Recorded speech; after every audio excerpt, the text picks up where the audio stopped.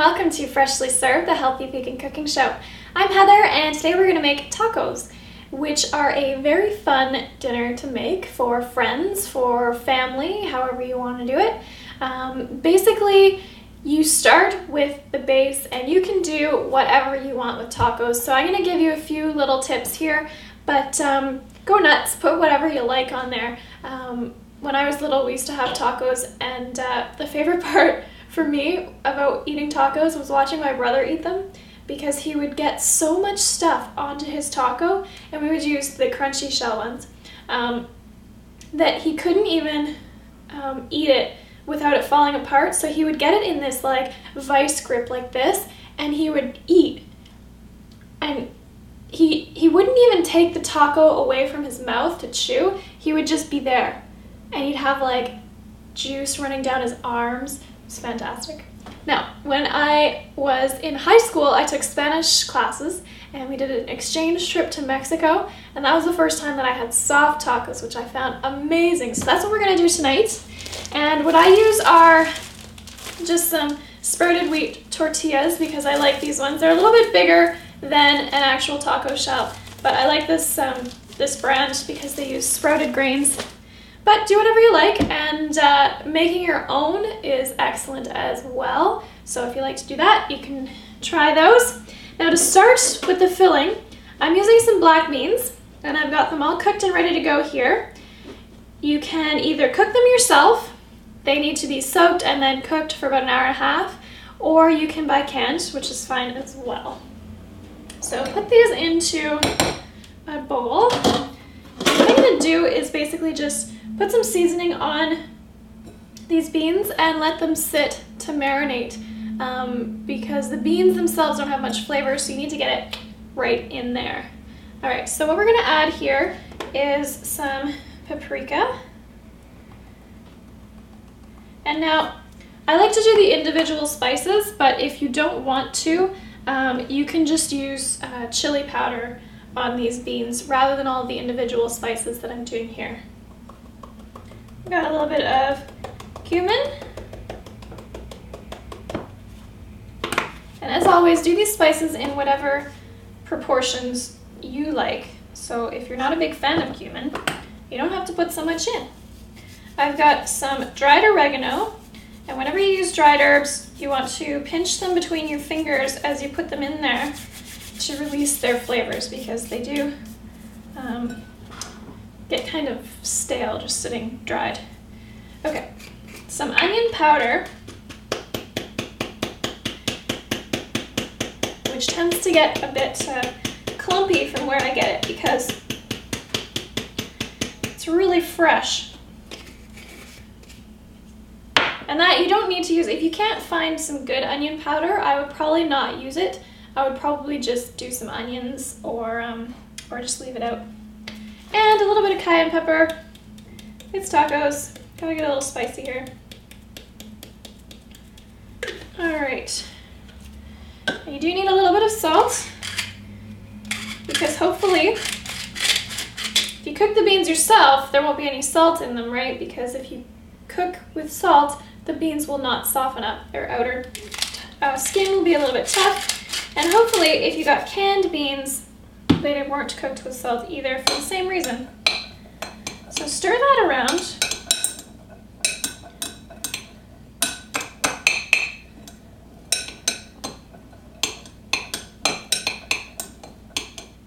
And what I'm going to do is add just a touch of olive oil just to give some moisture here. That was like half a teaspoon. Okay.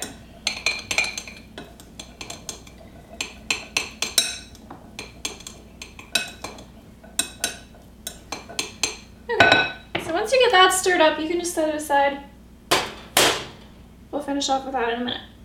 Now, what we're going to do next is make some mango salsa, which I'm very excited about. So then you take these guys and you want to slice, but you don't want to go through the skin. You want to go just to the skin, and you can kind of feel it if you have your fingers on the back of the mango. So we're going to cut it like that, and then crossways to get a dice.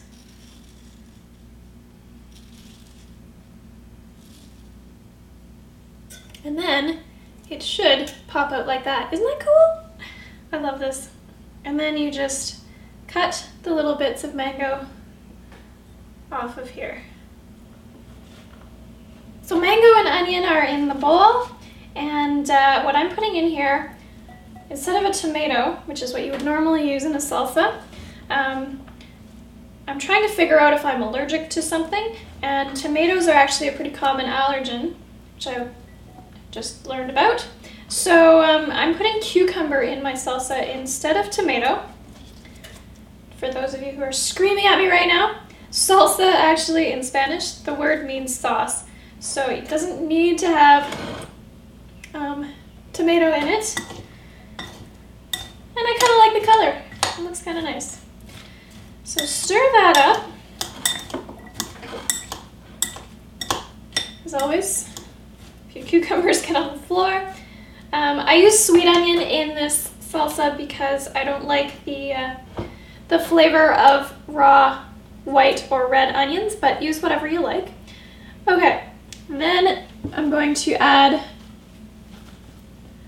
some, this is actually flat leaf parsley.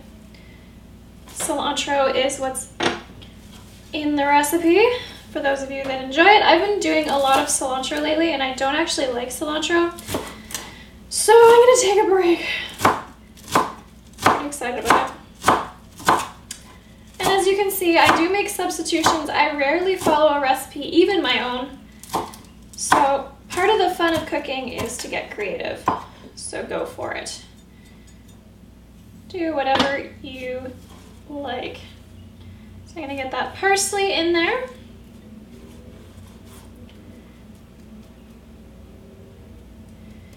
And the zest of this lime.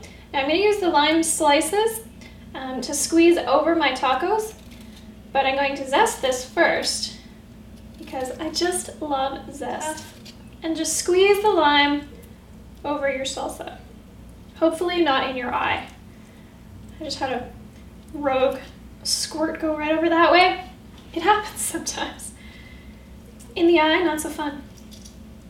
Oh, that was getting close. It went right here. Oh yeah, squeeze that all out. And these really tiny limes, they're usually pretty dense, which means they're really, really flavorful, but they really need to be squeezed because they're just really full of juice and not as much water. Often when you see bigger limes, they might be bigger, but they're bigger with a bunch of water, so they don't actually add more flavor, they just add more water. They're a little bit easier to squeeze, but that's about it. All right, stir that up there, sprinkle a bit of salt, stir that through. That'll just bring the flavors out of the mango, out of the cucumber, out of the onion, out of the parsley, or cilantro, whatever you're using. Okay.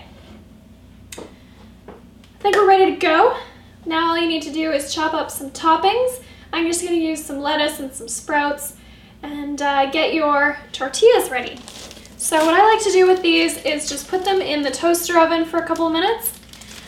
It softens them up, but you don't want to leave them in there too long or else they're going to get crispy, which maybe you like a crunchy taco, you could do that.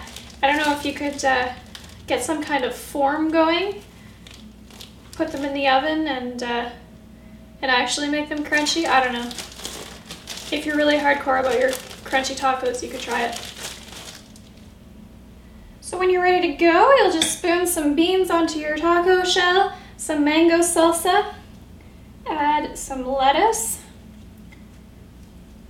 some sprouts if you like, and the final excellent Mexican touch, a squirt of lime. Losing my mind.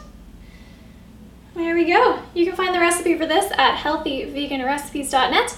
I'm Heather, and this is Freshly Served.